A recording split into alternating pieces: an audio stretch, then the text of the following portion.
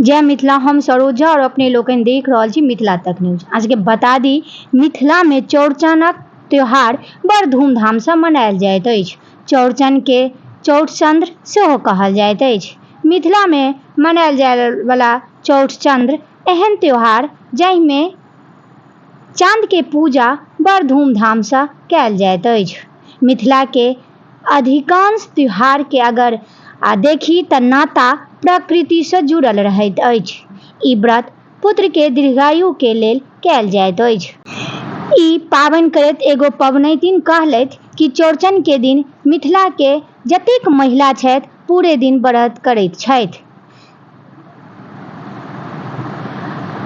आ साँझ में भगवान गणेश के पूजा के संग संग चांद के विधि विधान से पूजा क अपन व्रत तोड़ै छथि। पूजा स्थल पर पिठार सँ अर्पण बनायल जाइत अछि। फेर ओहि अर्पण पर बाँस सँ बनल डाली यानी पनपथिया में फल, पिरुकिया, टिकरी, ठकुआ और माटि के मटकुरी में दही जमा क पूजन सामग्री के संग घर के सब लोग चंद्रदेव के अर्घ्य दैत छथि। ओकर बाद घर के वरिष्ठ सदस्य यानी पुरुष मारर भांगै छथि, जाहि में खीर, दलपूरी के संग संग फल, मिठाई, दही इत्यादि रहैत अछि। फेर सब लोग मिल क प्रसाद रूपी खीर, पूरी, फल, मिठाई, दही इत्यादि ग्रहण करैत छथि। ई पर्व मिथिला के भिन्न भिन्न प्रांत में मनायल जाय वाला पर्व अछि। मिथिला में भादवक इजोरियाक चौठ में मिथ्या कलंक नहि लागय ताहि हेतु रोहिणी सहित चतुर्थी चंद्रक पूजा होइत अछि। एहि पाबनि सँ जुड़ल एकटा कथा अछि जे एक बेर गणेश भगवान के देखि चंद्रमा हँसि देलथि। एहि पर ओ चंद्रमा के श्राप देलथि जे अहाँ के देखबा सँ लोक कलंकी हेताह।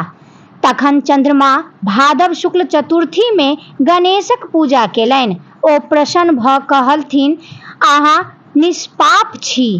जे व्यक्ति भादव शुक्ल चतुर्थी के अहाँक पूजा क सिंहप्रसेन मंत्र सँ अहाँक दर्शन करत तकरा मिथ्या कलंक नहि लगतै, ओकर सब मनोरथ पूर्ण हेतै।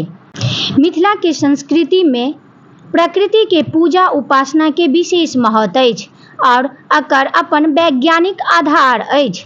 मिथिला के संस्कृति में सदियों सँ प्रकृति संरक्षण आ ओकर मान सम्मान के बढ़ावा देल जाइत अछि। मिथिला के अधिकांश पर्व त्योहार मुख्य तौर पर प्रकृति से ही जुड़ल रहैत अछि, चाहे ओ छठ में सूर्य के उपासना हुए या चौड़चन में चांद के पूजा, जुड़शीतल में जल के पूजा हुए या बट सावित्री में वृक्ष के पूजा। मिथिला के लोकक जीवन प्रकृति संसाधन सँ भरल पूरल अछि।